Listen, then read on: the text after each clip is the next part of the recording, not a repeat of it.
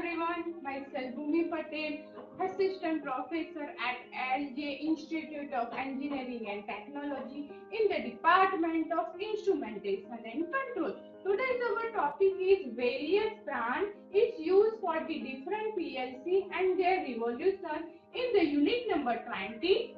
Okay, so first of all, what is the programmable logic controller? So, definition according to the NEM standard ICS 31978, a digitally operating electronics which uses a programming memory for the internal storage of instructions for implementing specific functions such as logic, sequencing, timing, counting, and arithmetic to control through a digital or analog modules and the various types of the machines and the process. So using the PLC, we can define the different type of logic function, timing function, counting function, and the arithmetic function to control some type of digital or the analog modules. Okay, so first of all, leading brands of PLC that is used for the PLC programming. So first of all, American, they will use the Allen Bradley, Texas Instrumentation, General Electric, Gutter Hammer, and the Square D. In the European, they will use the brand of the PLC like Siemens, Festo, Telemecanics. Okay, and in the Japanese, they will use the Toshiba, Omron, Fanus, and the Mitsubishi. In India, generally we use the Allen Bradley, Schneider PLC, and the Delta PLC for the programming as well as the hardware configuration.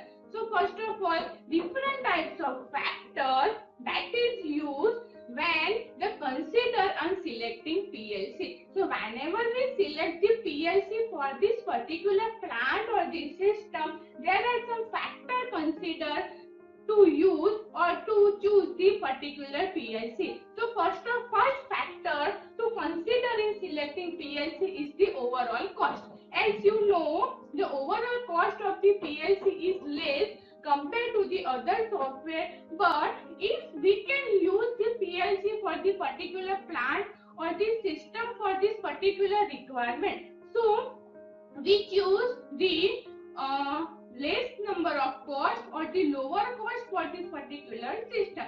But whenever we choose the cost, we know about that if we can connect the PLC for this particular system and the PLC is run 24 hours and 365 days for this particular plant. Suppose if we design the level controller, so the controller that is used for this particular system is the level, and we can check the inflow and outflow for this particular system, and we can connect the PLC for this particular input and output. So throughout the system, we continuously check the inflow and the outflow for this particular level controller. So that time, this type of plant, we can connect the PLC such that PLC hardware will be run 24 hours and the 365 days.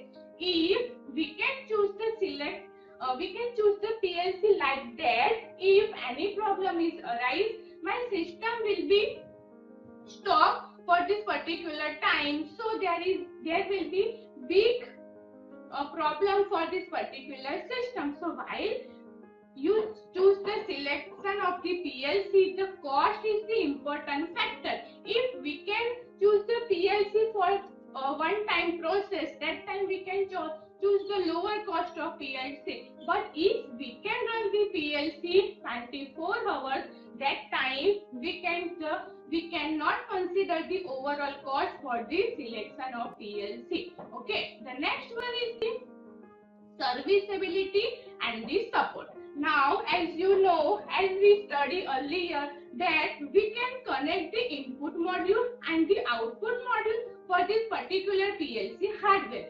If the input module is not properly support to the PLC hardware, suppose example is like that. if we can use the data PLC, and if we can connect the push button switch like the input module. If this input module is not supported by the data PLC hardware, so we cannot get the output for this particular plant. So this support is the most important while we can connect the hardware for this particular system, and the serviceability. If any problem arises in the software as well as hardware, we can easily solve. So this factor is also important while we are selecting a particular PLC. The third one is the flexibility and expandability. As we discussed earlier, the PLC hardware is not connected for this particular plant. Okay, so we can connect with the temperature controller, low pressure controller, flow controller.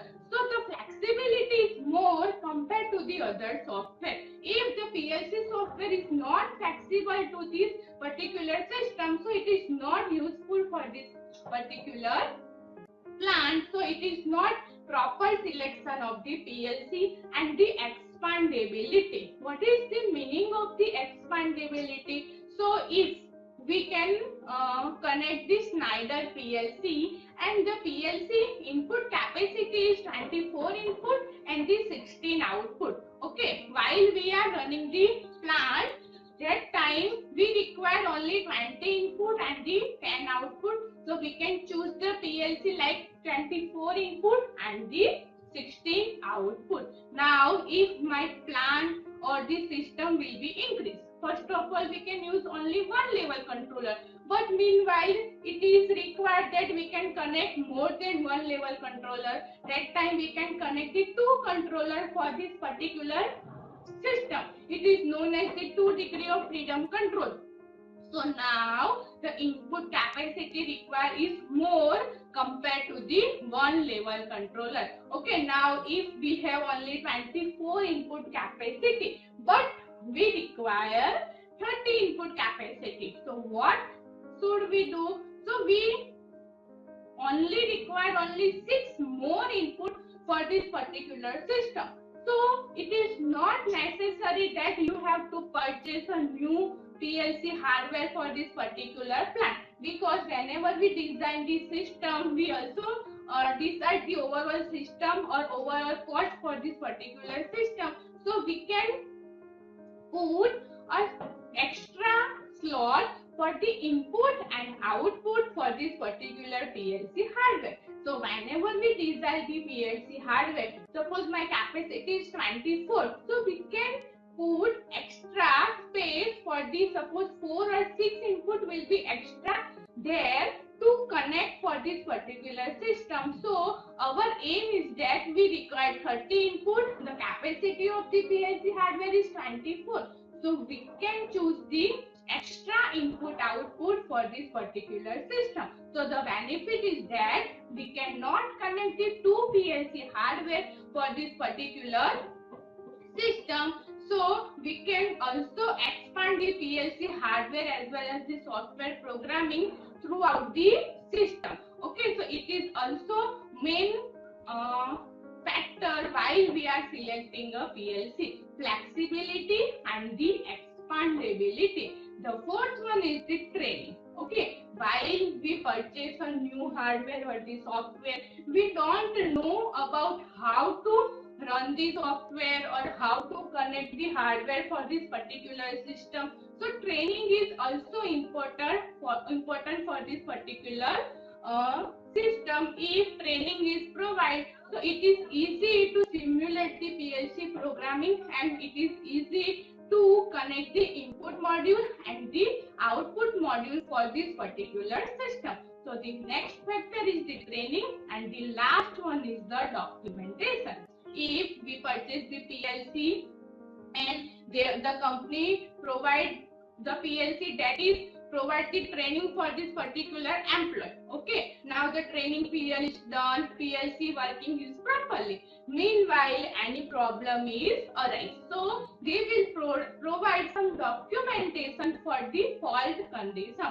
If any type of problem is arise, we can easily read the documentation for this particular system and we can easily solve the problem that is arise for this PLC hardware. So documentation is also important while selection of the PLC. So the main factor that to be considered while selection of the PLC is overall cost, expandability, flexibility, support, then the training, and the last one is the documentation.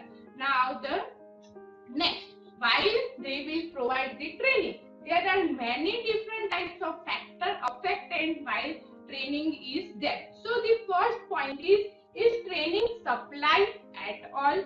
If training is provided, it is supply at all. Is training provided on site at your plant? That means if we purchase the PLC for this particular plant, so training is provided or at your plant. Is training does not take place at your plant? If there is problem to provide the training for your place, that time what should be the other option? That is decide for the PLC hardware company. What will it cost for employee to be away for the training at the regional center or the company home office? If they will not provide the training at your plant, so what will be the overall cost for this particular employee that is taking the training for the away of the plant? Okay, and the last one is training included when system upgrades are involved. As you know, whenever we purchase the PLC, it is the latest version, but in every year there is some upgradation is required for this particular PLC hardware as well as software. So it is also included, that is training included when the system upgrades are involved.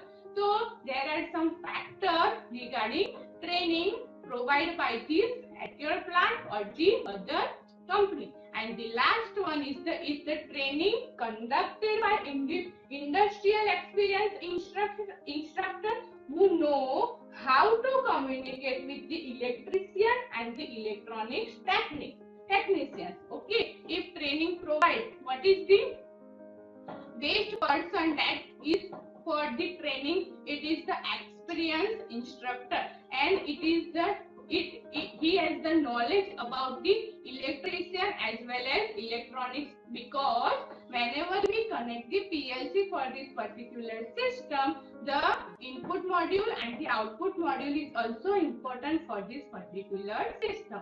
And the last one is the documentation. As we discussed earlier, in the documentation they will provide the user manual and the software support. Which type of PLC that we have to purchase for this particular company, they will provide all the user manual for this hardware as well as software support. So meanwhile any problem arise for this PLC hardware, we can easily solve using this documentation. So there are some factors whenever we consider a selection of PLC, depending upon the plant, depending upon the system, and depending upon the process, the factor to be varied. But the main thing is that we can consider such type of factors while selection of the PLC. Thank you everyone. If anyone have doubt regarding the selection of PLC, that you have to contact in my email ID. Thank you again.